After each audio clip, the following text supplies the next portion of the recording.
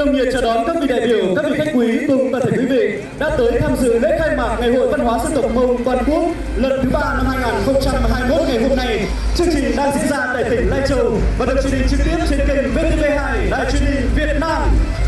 Kính thưa quý vị, tiết mục Anh có về Lai Châu cùng em do ca sĩ A Chua, Giàn Hoa và tập thể nam nữ diễn viên biểu diễn đã thay cho lời chào đón quý vị đến với chương trình lễ khai mạc Ngày hội Văn hóa Dân tộc Mông lần thứ 3 tại tỉnh Lai Châu năm 2021 ngày hôm nay. Chúng ta hãy dành một tràng tay thật nồng nhiệt để cảm ơn phần trình diễn của các nghệ sĩ.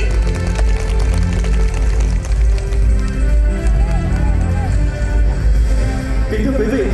mở đầu chương trình lễ khai mạc Ngày hội Văn hóa Dân tộc Mông lần thứ 3 tại tỉnh Lai Châu năm 2021,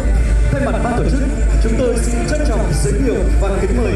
ông Tống Thanh Hải, Ủy viên Ban Thường vụ Tỉnh ủy, Phó Chủ tịch Thường trực Ủy ban Nhân dân tỉnh, Phó trưởng ban tổ chức ngày hội lên điều hành phần lễ. Xin trân trọng kính mời.